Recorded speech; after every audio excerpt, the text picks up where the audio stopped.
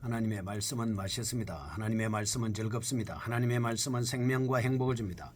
500독 성경 통독 훈련 원장입니다. 여수 살리는 교회 임기환 목사가 하나님의 말씀을 봉독하고 전하는 시간입니다. 함께 하시면 기적이 일어납니다. 알람을 설정하시고 들으시면 좋겠습니다. 본 방송은 유튜브에서 성경 통독 임기환 검색하시고 구독하시면 계속되는 하나님의 말씀 업데이트를 통해서 은혜 받으실 수 있습니다. 오늘은 잠언 2장을 봉독하고 말씀을 전하겠습니다. 잠언 2장.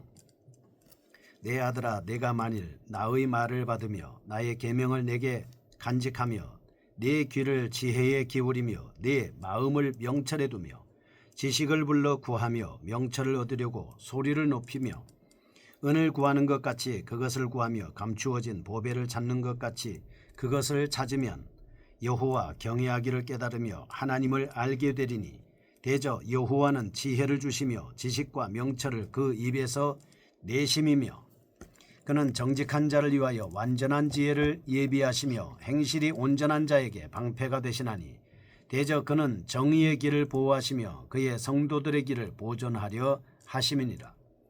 그런즉 내가 공의와 정의와 정직 곧 모든 선한 길을 깨달을 것이라. 곧 지혜가 내 마음에 들어가며 지식이 내 영혼을 즐겁게 할 것이요 근신이 너를 지키며 명철이 너를 보호하여 악한 자와의 길과 패역을 말하는 자에게서 건져내리라. 이 무리는 정직한 길을 떠나 어두운 길로 행하며 행악하기를 기뻐하며 악인의 패역을 즐거워하나니 그 길은 구부러지고 그 행위는 패역하니라.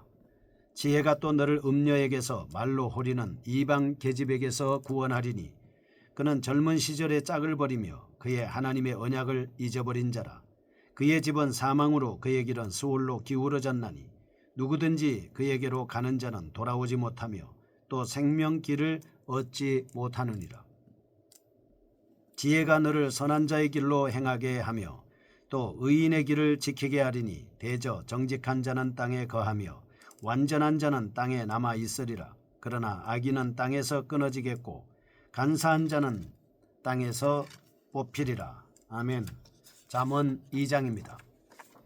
지혜의 도덕적인 유익성에 대해서 언급하고 있습니다.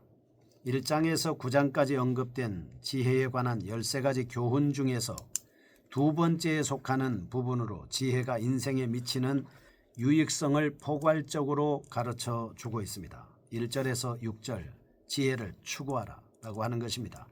7절에서 9절 지혜의 도덕적인 효용성에 대한 말씀을 하고 있습니다. 10절에서 12절 지혜로 인한 행악자로부터 보호를 받을 수 있다 하는 내용입니다.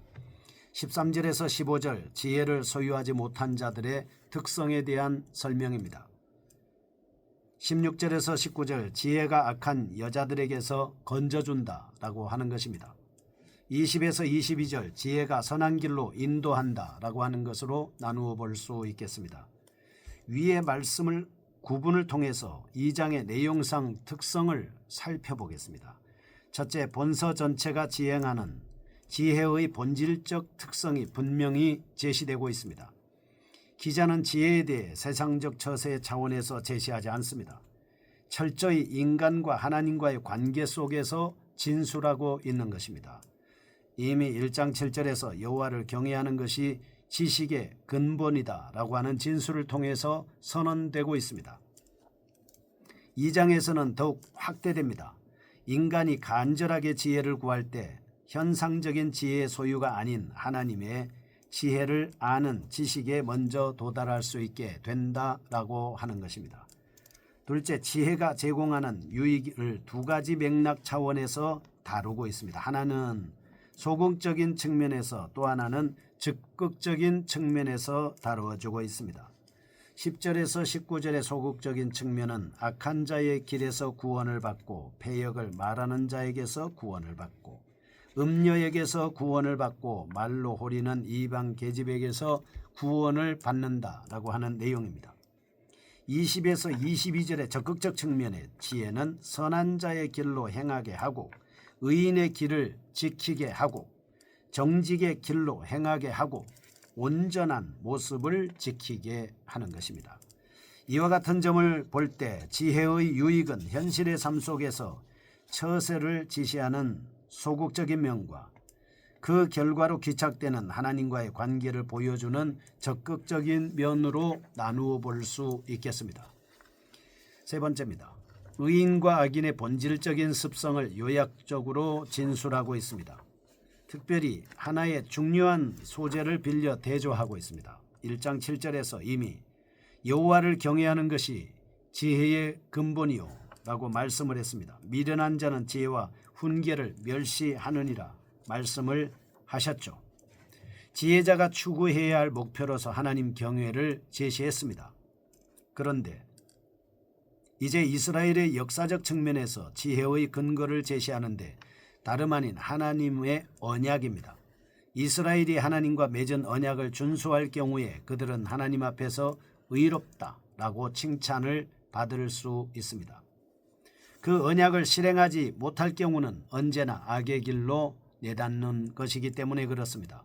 잠언 2장 1절에서 9절 첫 번째 보겠습니다. 지혜에 대한 관심과 그 결과입니다. 1절에서 4절까지의 말씀, 지혜의 관심을 요청하고 있습니다.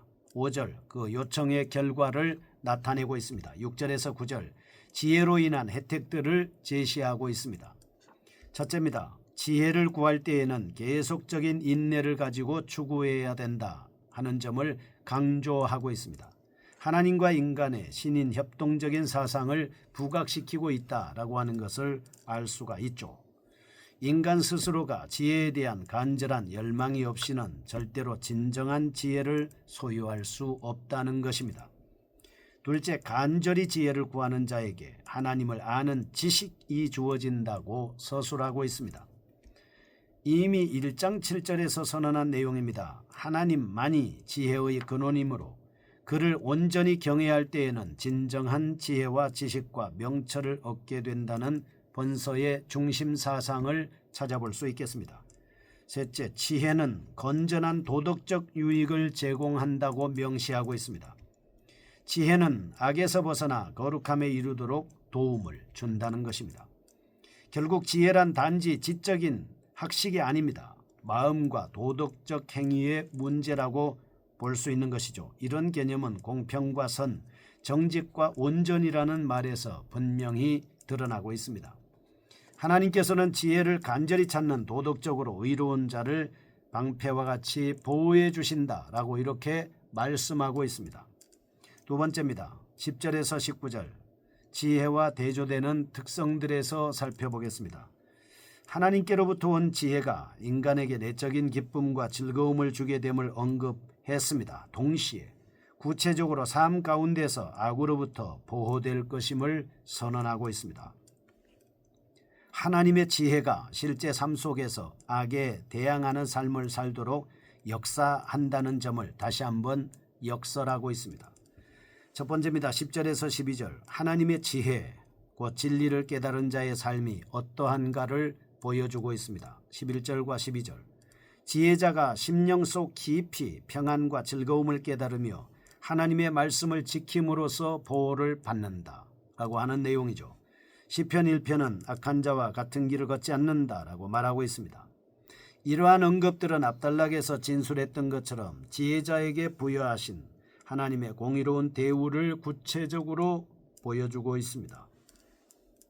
하나님의 지혜는 명철한 판단과 영혼의 즐거움을 소유할 수 있도록 인도함으로써 악의 소굴에서 구원받을 수 있도록 하고 있는 것입니다. 둘째, 악인들의 가장 큰 잘못이 바로 하나님을 경외하지 않는 것이라고 단언하고 있습니다. 악인들은 그 결과로 정직한 길을 떠납니다. 어두운 길로 다니죠. 악행하기를 즐깁니다. 동시에 세상의 일반적인 유혹에 쉽게 동조합니다. 패역한 행위를 일삼는 자들입니다. 그러므로 지혜자가 유혹을 받고 세상을 따라 살 경우 그는 하나님과의 언약을 저버리고 결국 영생의 길에서 제외되는 비참한 지경에 이르게 된다는 사실입니다. 지혜자와 악인의 대조적인 측면에 대해 1장과 2장 초도에 강조되고 있는 하나님의 경외라는 개인적인 차원을 수용하면서도 아울러 하나님 언약이라는 공동체적인 차원으로 확장시키고 있습니다. 교훈입니다. 첫째, 하나님의 백성은 전 생애 속에서 철저히 하나님의 진리를 따라 행해야 하는 것입니다. 둘째, 악인의 유혹은 언제나 하나님의 백성을 유혹하고 있으므로 항상 긴장을 늦추지 말아야 합니다. 깨어서 기도해야 되고 계속해서 성경을 통독하셔야 하고 하나님 말씀 앞에서 예수님의 보혈로 틈을 주어서는 안 된다 하는 것입니다. 세 번째입니다. 잠언 20장 22절. 2장 20절에서 22절입니다.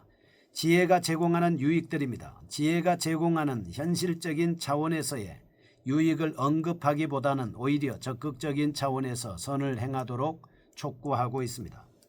11절에서 19절. 지혜를 구하는 사람은 단지 악한 자를 피하는 정도에서 그쳐서는 안 됩니다. 점차 능동적으로 선을 이루어 가야 한다라고 하는 사실이죠. 20절. 이와 같은 내용을 중심으로 하는 본 단락의 내용은 지혜로 인한 선의 추구를 진술하고 있습니다. 21절에서 22절. 정직한 자와 악인의 최후 결과를 나타내 주고 있습니다. 첫째, 10절입니다. 곧 지혜가 내 마음에 들어가며 지식이 내 영혼을 즐겁게 할 것이요. 아멘. 하나님의 지혜를 심령 속에 깊이 받은 자는 계속적인 지혜의 축으로 말미암아 한 차원 더 높은 삶을 영위하게 된다는 사실입니다. 즉 지혜자는 진정한 기쁨과 즐거움을 소유합니다. 모든 삶 가운데서 적극적으로 선을 행하는 단계로 나아가게 되는 것입니다. 둘째, 모든 상황 가운데서 지혜를 모토로 삼아 살아가는 정직한 자의 종말은 악인의 종말과는 현저하게 다르게 하나님의 구원을 경험하게 된다는 사실입니다. 이러한 확신은 단지 악인의 최후를 묘사하기 위한 것이 아니라 지혜자가 누리게 될 궁극적인 영광을 드러내기 위한 것입니다. 우리는 본단락에서 특별한 표현을 엿볼 수 있습니다. 그것은 곧 땅입니다. 땅은 앞단락에서 하나님 언약과 밀접한 관련을 가지고 있습니다. 이스라엘이 하나님과 맺었던 언약의 가시적인 복으로 주어진 것이 바로 땅입니다. 아브라함에게 내가 내게 지시할 땅으로 가라. 이스라엘 백성들이 430년 동안 애굽에서 해방됐을 때 여호수아로 하여금 가나안 땅을 정복하라 이렇게 말씀을 하셨습니다. 하나님이 주는 지혜가 무엇입니까? 바로 땅이 그 표현이다 라고 하는 것을 알 수 있겠습니다.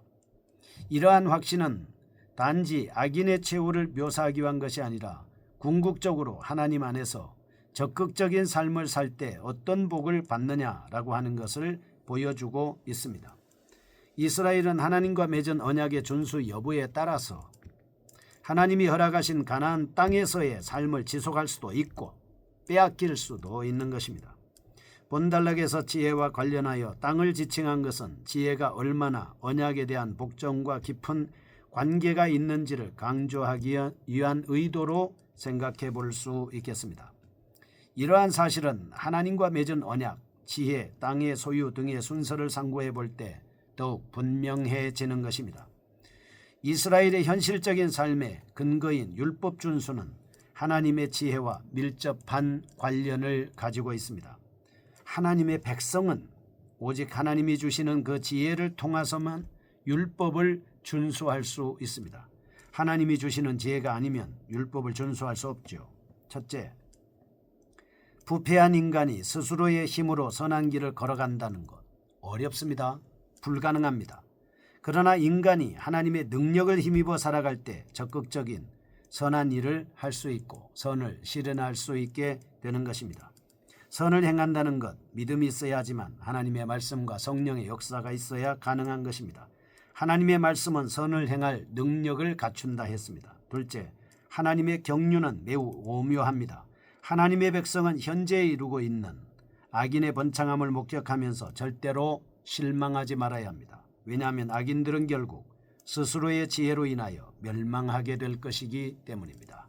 거룩하신 아버지여, 하나님을 경외함으로 지혜를 얻어 흥왕할 수 있는 저희가 되게 하시고 선을 행할 수 있는 저희가 되게 하여 주옵소서. 예수님의 이름으로 기도합니다. 아멘. 여수 살리는 교회 임기환 목사였습니다. 지금 극동방송을 듣게 하세요. 기적이 일어납니다. 우리는 지금 생명을 전하고 있습니다.